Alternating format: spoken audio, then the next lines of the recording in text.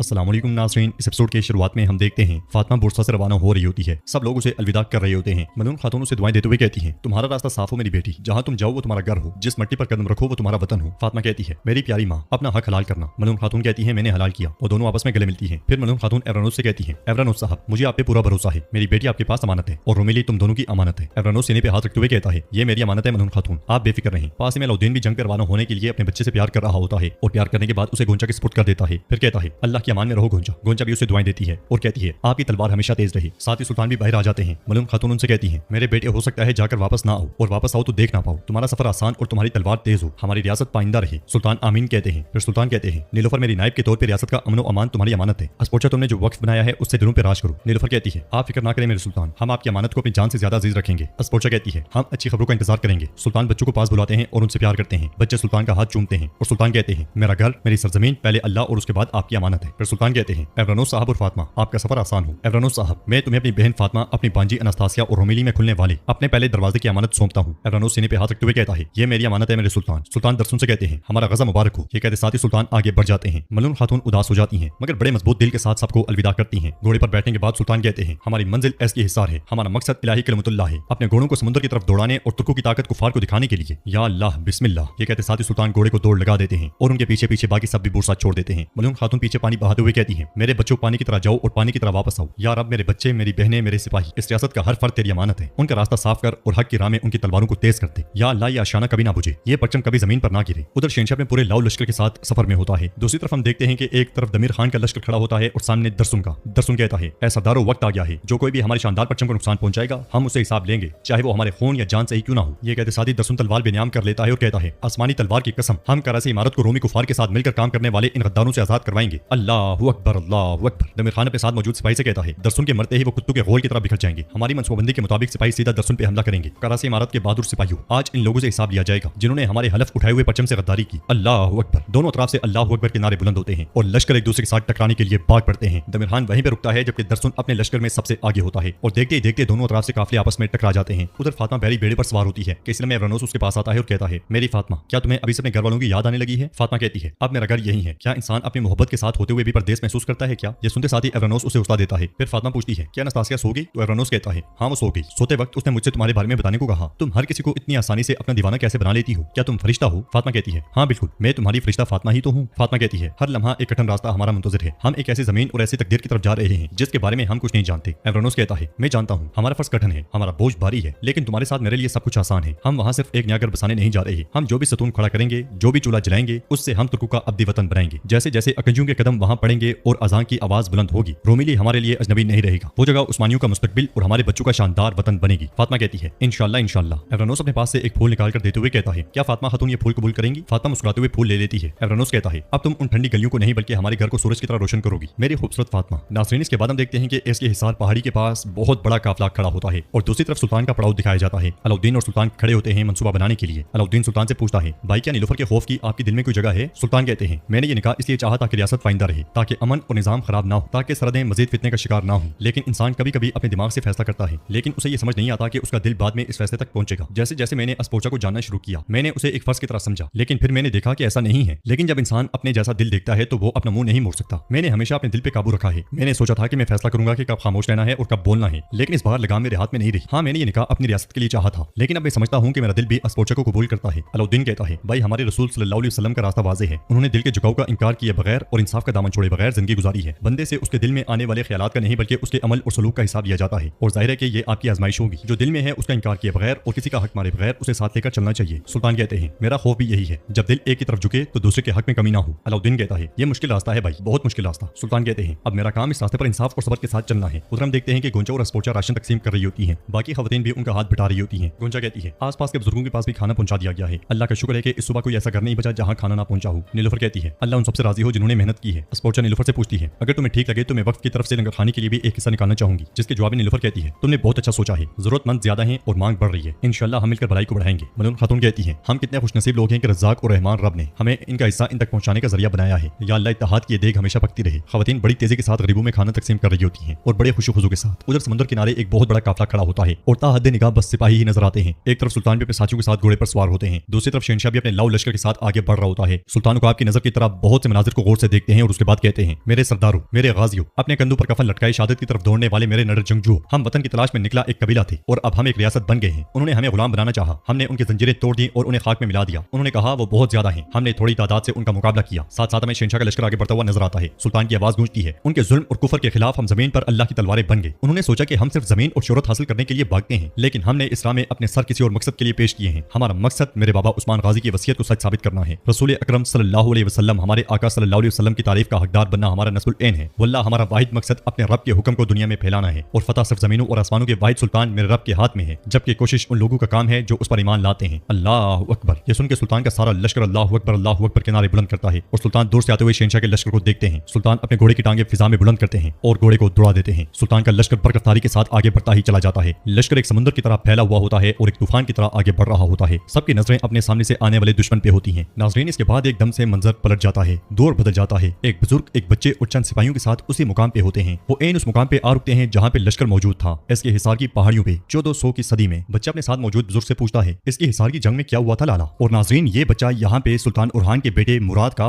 पोता है, यानी कि 3 नस्लें गुजर चुकी हैं उस जंग के बाद। शहजादे का लाला जवाब देते हुए कहता है, मेरे शहजादे, वो आपके परदादा सुल्तान उरहान गाजी की शानदार फतह के साथ खत्म हुई। शहंशाह खुद को एक कालीन में लपेट कर कुछ दुनिया भागने में कामयाब हो गया। हमारे सुल्तान ने उसके बाद एज़नी को अपनी सल्तनत में शामिल कर लिया। शहजादा कहता है, एज़नी के आया सोफिया गिरजाघर को इस्लाम के मुकद्दस हिलाल का ताज पहनाया। तो उसका लाला कहता है, जंग हमेशा तलवार से नहीं जीती जाती। ये कहकर वहाँ हमारा पहला मदरसा कायम किया। शहजादा कहता है, और कराची के बेटों दमीर खान साहब और दरसुन साहब का क्या बना? उनके साथ क्या हुआ? तो उसका लाला कहता है, कराची की सरजमीन में तख्त की जंग दरसुन साहब के अपने ही भाई के हाथों उनके कत्ल पर खत्म हुई। तो हमारे सुल्तान ने कराची की जमीनों को अपनी सल्तनत में जम कर लिया और एरानोस साहब और उनकी कई अकंजियों के साथ इस वसी और अरीज बहरे मरमरा को रियासत उस्मानिया की एक जेल बना दिया। इसके बाद अजमेर को फतह करके अपना रुख अस्कोदार की तरफ कर लिया और अपने घोड़े को कुस्तुनतुनिया के साइलों की तरफ मोड़ दिया। फिर वक्त आ गया, हक का बुलावा आया और सुल्तान उरहान गाजी अल्लाह को प्यारे हो गए। शहजादा कहता है, अल्लाह उन पर रहम फरमाए। लाला कहता है, आपके दादा सुल्तान मुराद और यलदरम बायज़िद हजरत ने मशरिक और मगरिब में हुक्मरानी कायम की। शहजादा कहता है, यहाँ तक के तैमूर लंग अपने हाथियों और फौज के साथ आया और हमारी रियासत को एक तारीख दूर इंतशार में धकेल दिया। क्या कहते हो लाला, एक और हयाते नो, क्या वो अब हमसे दूर है? तो उसका लाला कहता है, मुझे जरा भी शक नहीं कि आपके वालिद हमें इस सूरत हाल से निकालेंगे मेरे शहजादे। एक दिन आप और आपकी आने वाली नस्लें सल्तनत उस्मानिया को एक आलमी सल्तनत बना देंगी इंशाल्लाह। ये सुन के शहजादा इंशाल्लाह कहता है। तो नाज़रीन, इसके साथ ही ना सिर्फ ये एपिसोड खत्म होती है बल्कि इसके साथ ही कुलुश उरहान सीरीज भी अपने इख्तिताम को पहुंचती है, क्योंकि इस सीरीज का इसके बाद कोई और सीजन नहीं आएगा। राइटर्स और प्रोड्यूसर्स की तरफ से बहुत सी गलतियां करने की वजह से ये सीरीज वो पज़िराई हासिल नहीं कर सकी जो इसे हासिल करनी चाहिए थी। आपको क्या लगता है कि इस सीरीज की इस नाकामी की असल वजह क्या है? आप इस बारे में क्या सोचते हैं? हमें आप कमेंट बॉक्स में लाजमी बताइएगा। हमारे ख्याल में जो सबसे बड़ी कमजोर कड़ी थी वो इस सीरीज की स्क्रिप्ट थी। जिस तरह से डायलॉग्स या स्टोरी को लेकर चला जा रहा था उसमें इतनी कोई जान नहीं थी। आप इस बारे में क्या सोचते हैं और देखते हैं कि अब अगली कौन सी सीरीज आएगी। आपका हमारे साथ जुड़े रहने के लिए बहुत बहुत शुक्रिया।